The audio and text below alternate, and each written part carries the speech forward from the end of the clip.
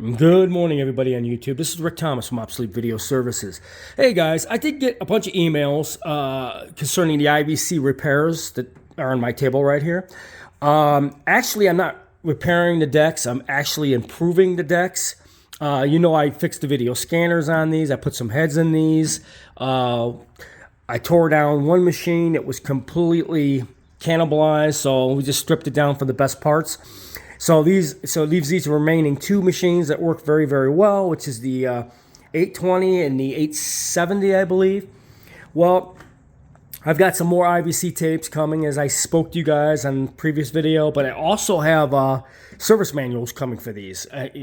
My buddy John, who supplied video heads for my editor in my studio, he had tapes, and he also has a service manual for these. So he's going to send me the service manual along with some tapes. So I'll get the service manual and the tapes for these decks to overview other things. But as you guys know, I've been working on these two decks. This is the 870. As I spoke, I plugged it in and had it running for 15, 20 minutes, and the thing just shut down. That's because the capacitors, the power capacitors in this thing are dried out or just not any good, and the deck automatically will shut down. So anyways, I had somebody ask me about the gigantic large capacitors that's used in these things. So let's do a little video about capacitors and large capacitors used in mainframe electronics. Here's a capacitor right here. You see this one? I just changed this out. This is a brand new one, and that's a 250 microfarad by 200 volts, okay? 250 by 200 volts. All right. On this particular model, I only needed 250 by 120, but on these capacitors, you could always go higher voltage. Always maintain the original microfarad, which is written like MF or UF, means the microfarad capacitor. Always maintain the correct microfarad, but you can always go a lot higher in the voltage, either the same voltage or higher. All right, the voltage doesn't matter. The microfarad should be dead on, but the voltage could be higher or the same value. They are hard to find. These particular capacitors I had to buy from 3 different suppliers because the capacitor values, just finding the exact match was kind of difficult. And I went on eBay and I searched some of my electronic parts suppliers, and anyways, this one came in the other day, so I installed it, and it's a 250 microfarad by 200 volts. Doesn't have to be 200 volts, it could be a little less, but it should be 150, but unfortunately I can only find the 200 volts by 250 microfarads. So this one is changed out, brand new. I did take this capacitor out and cut it in half, break it right in half with some cutters. It's completely dried out, and I could see why it wasn't working right. That capacitor, the electrolytic inside was dry as a bone. So anyways, we replaced it with a brand new fresh electrolytic, which is this one.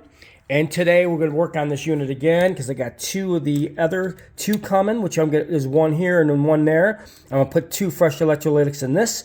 Then we can button this one up, power up, and let it run for a good hour and get everything circulating on it. But these capacitors are bad. They're dried out. And as I mentioned, guys, these came out of a house that was up in a attic room area, up in an attic area or something like that. And I'm sure temperatures weren't all that great. So over the period of time, and these things probably haven't been fired up in two and a half decades, maybe, or more. Probably since the 1970s, since these things have probably been turned on. So yeah, it makes sense that all the capacitors on the large cans are dried out. I've had better luck with the smaller capacitors on these mainframe boards, but the larger ones with the higher voltages, I've had where they actually pop or just shut down, and not very much good luck on those. But anyways, the big capacitors, we got 2 more coming today. We're going to swap those out. I was able to maintain the exact value on that. This one I had to go higher in voltage, but it's the correct microfarad. So this one is changed out. Now, here's something very interesting. These look like 2 exact machines, right? But they're not. When you go over here, this one takes a 300 microfarad by 150. See what I'm saying? And then these are 1,000 microfarads by 25 volts, which I believe is the same. Or no, it's not. These are 2,200 by 25. See, it's just weird how they made these machines, and the values, maybe because of the add-ons on each deck, are different. But on this particular deck, I'm going to be replacing the 1,000 by 25 volts I got 2 of those coming. I found the exact matches.